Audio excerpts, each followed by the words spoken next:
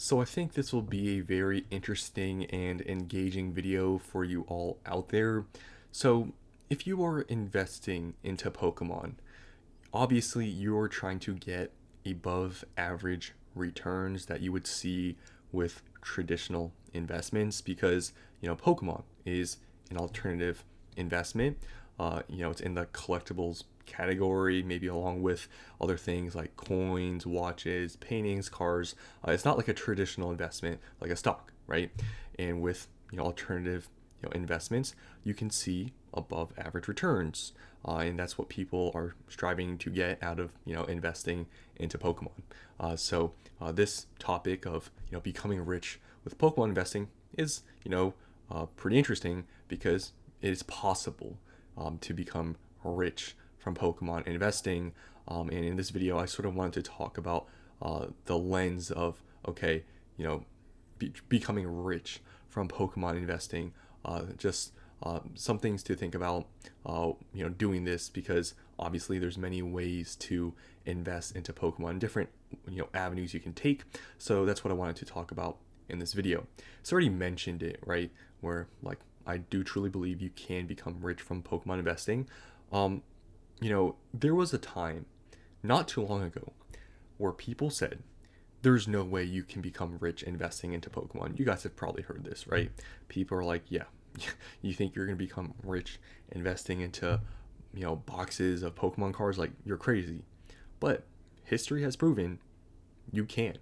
And especially in the last few years, there's been many examples. You could have became rich from a not that actually big of an investment to start off with. I gave an example. I made a video a while ago where I gave an example with Evolving Skies. Guys, if you don't know or you didn't know, Evolving Skies booster boxes were pretty available for $100 to $120 in like the first year it came out, right? And let's just use $100 as like a price you bought them at. You would only need about a $50,000 investment into Evolving Skies booster boxes if you bought it $100 each to become a millionaire. And that's not an exaggeration. I mean, do the basic math, right? I mean, it was 100. You bought 100 today, sells anywhere from 2,200 to 2,400. I mean, just do 2,000, times 500 from your $50,000 investment of booster boxes, $100 each. That's $1 million. It is very possible. And Evolving Skies isn't that old. It's what, 4 years old or something like that. It's not that old. So as you can see, $50,000 to $1 million. Obviously, taxes, fees, whatever. It's not going to be exactly $1 million, but in terms of like I guess just value wise, you would become a millionaire from just investing in Evolving Skies. Now, it's not always that simple, right? Doesn't always turn out that way. But that's just an example. You can become rich from investing in a Pokemon. It's very possible. But it was previously said that you couldn't. But that's just one example. There's many others I could give, but that's just a most recent one in recent times where it's not like, okay, you bought it 10 years ago and then, okay, nobody knew. That was not that long ago.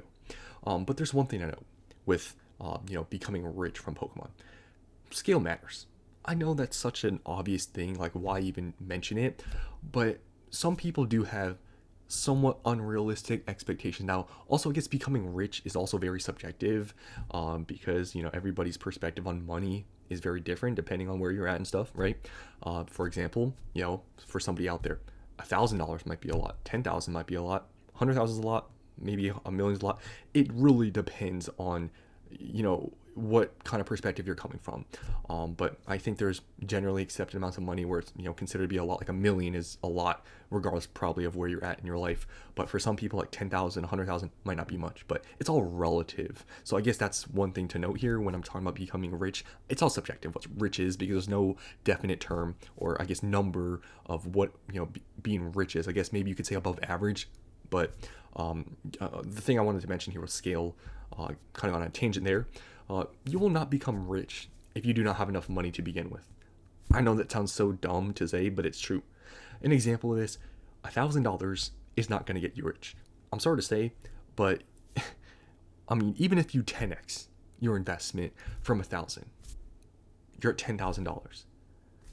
Like I said, I know it's all perspective here, but it's $10,000 is not that much relative to the world and everything. It's not a lot of money, and I don't want to make it sound that way as this bad way of talking about, I guess, like, I don't know, but it's not that much in the grand scheme of things. I think most people can agree with that, right? Um, so that's just an example. You need to have some money to begin with. you know 10,000, I would say it's possible. Then you could maybe say, like, okay, if it tripled or something, 30,000 is a lot of money. I mean, like I said, rich is all subjective with the amounts, but you need to have money to begin with, and that's anything with investing. Unless you're investing, your leverage and stuff. I mean, but we're not talking about that. But into getting into debt and using all this stuff, just basic principle. You need to have some cash to begin with. So to get cash, you're gonna need to do stuff, and you can't just do nothing. I mean, you're gonna need to do something to get money. So that's the first thing, is you need to have some sort of enough adequate amount to be able to invest off of to become rich. Like I said, I know it's very basic, but I need to get that out of the way and note that, because don't have an expectation with your $1,000, $2,000, $3,000, $5,000 investment to get you rich. It's not going to happen. I'm sorry to say. It just, you can do whatever math, 5x, 10x, you're not going to see a significant amount of money. That's just how it is, right? But the I guess main point I want to get at here with getting rich from Pokemon investing, right, is how much risk are you willing to take? And these are just principles with any sort of investment, right? Is, okay, how much risk are you willing to take? That's like anything, investing in anything, like the risk to reward, right? You gotta weigh that out too. And I want to give some examples here of like different strategies and different things that people do with investing to Pokemon, and they all have different risk levels. So one example is pretty much what I do for the most part. Is should you, or this is just, I guess, me speaking, sort of in a just, I guess, different, just a I guess third person perspective, but should you invest in just the most popular, most valuable sets? Should you do that? Is it, I mean, what's the risk to reward, right?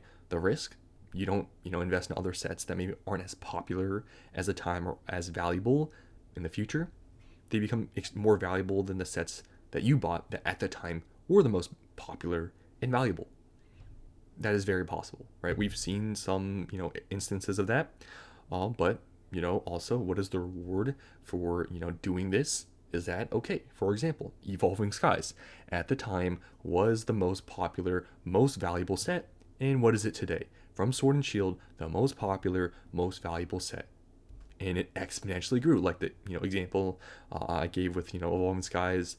Going from like you could $100 to like above $2,000 in just like 4 years. You can see something like that. So using this strategy is obviously high risk, high reward sort of situation. But it could be arguable with, okay, high risk. I mean, if you're investing in the most popular, valuable sets, what is the likelihood that most of those sets turn into not popular sets and not valuable sets in the long term? In history, there's been some examples of that. But if you're investing in a set that has factors of a set that's most likely not going to be a failure, for example, like Prismatic with Evolutions, you can maybe argue they're not being super high risk, but that's up for debate. Another example, another sort of thing to think about, is should you just invest equally into all sets? You may have heard some people saying, I invest one booster box into every set, I invest one case into every set, no matter what it is. I don't care what is what's in it. I'm just going to invest just equally upon all sets. Now, what's the risk of doing this? Well, you invest into the bad sets, you invest into the okay sets, you invest in the good sets, you get the average. That's the risk, right? I mean, there isn't that much risk with doing this. I mean, it's the least risky because you're diversifying, right? But the risk is you invest into some of the bad sets, I guess, is the worst case. But the reward is you get the average. I guess that is the reward, and you don't miss anything. You get the bad, good, average, and then you put that all together, and that's what you get. So it's definitely a strategy a lot of people use. I personally don't do it for my own reasons. I'm not going to get into all those. I've talked about it before, but I just don't do it. But it's a common strategy. If you know nothing about Pokemon, you don't care about any of this stuff, or researching, or doing all this, I guess, research to figure out, okay, which ones are most likely to take off versus other ones. You just invest in everything, and in the long run, you'll do good. Right? I mean, this has been a thing that has been preached for a while, but it's obviously the risk and reward you want to take And but this is definitely the most common strategy, right? Just diversifying.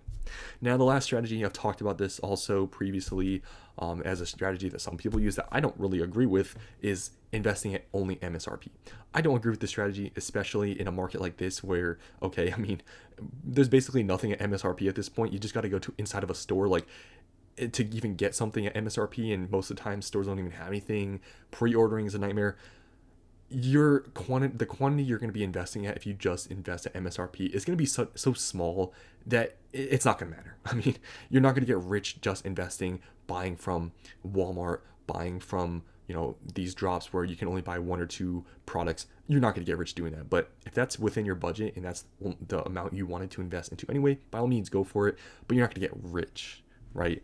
But obviously, the more risk you take, the more reward you're going to see in the space. For example, like I said, with investing in just the most valuable popular sets like Evolving Skies, you can see the amount of reward you got, like 20x versus, okay, if you invested into everything, well, you invested into some things that didn't really turn out to be that great. I mean, obviously, relative in this space. For example, if you invested Sword and Shield, you invest in a Battle Styles, Vivid Voltage, Darkness. I mean, those have all, relatively performed still, great. I mean, 2-3x or whatever in a few years. I mean, that's definitely still good, but it's comparatively in this space. I mean, other things saw 5, 10, 20x. So, there are instances where in this space, I mean, just like if you hold on to things long enough, they will perform pretty well. I mean, that's just a thing in this whole, Pokemon space that, I mean, you don't see other places, which is, I guess, why a lot of people do invest into Pokemon, because it just seems like everything just goes up exponentially if you wait long enough. But it's like the time frames of how things grow is what I'm trying to talk about here. With the risk and reward, because it does seem like, okay, Pokemon, everything just goes up, but some things take a long time before they actually do. So these are just some things to think about with, I guess, getting rich from investing in a Pokemon. You first obviously need some money to begin with. And then, once you have the money, it depends how much risk are you willing to take, what your time frame is, because obviously if you have a very long time frame, maybe it's worth investing in everything, right?